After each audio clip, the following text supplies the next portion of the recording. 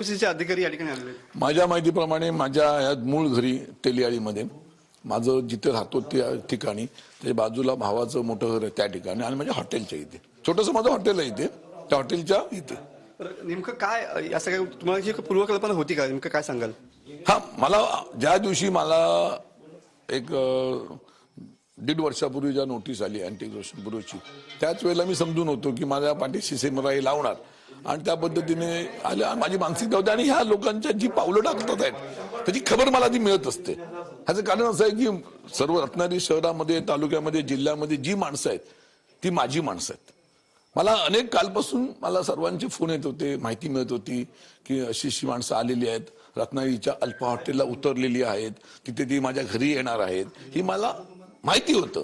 कारण मला माहिती मिळते कोणाकडनं ज्या लोकांचा माझ्यावर विश्वास आहे ह्या लोकांकडून मला माहिती मिळते. गुन्हा दाखल झाला अटक झाली तर काय नेमकी पुढची भूमिका काय असणार आहे? गुन्हा दाखल झाला तर पुढची भूमिका काय असणार आहे? गुन्हा दाखल झाला तर घेऊन जातील मला पोलीस स्टेशनला जेलमध्ये त्यांची कारवाई ते करतील ना. पण मी समर्थ आहे त्या सर्व चौकशीला सामोरं जायला. कोणाकोणाची चौकशी असणार? तुमच्या नातेवाईकांची पण चौकशी झाली का? अजूनही सुरुवात आता आहे त्या नुकते आले अजून मी त्यांच्याशी संवाद साधला त्याच्या आधी तुम्ही पोचला तिथे. बरोबर आहे पण नेमकं यामागचं कारण काय असू शकतं काय वाटतं तुम्हाला? नाही कारण एकच आहे ना मी शिवसेना पक्षप्रमुख उद्धव ठाकरे साहेबांच्या गटामधला निष्ठावंत आमदार आहे त्यामुळे मला तो त्रास द्यायचा त्यांचा प्रयत्न पहिल्या दिवसापासून होता आज आहे उद्या राहणार आहे. पण या चौकशीला वगैरे का मी घाबरत नाही. चौकशीला या ठिकाणी कुठल्याही प्रकारे घाबरत नाही असं मत या ठिकाणी आमदार राजन साळवी यांनी व्यक्त केलेलं पाहायला मिळतंय. कॅमेरामन समित गजनेसह मी मनोज डेले, TV9 मराठी, रत्नागिरी.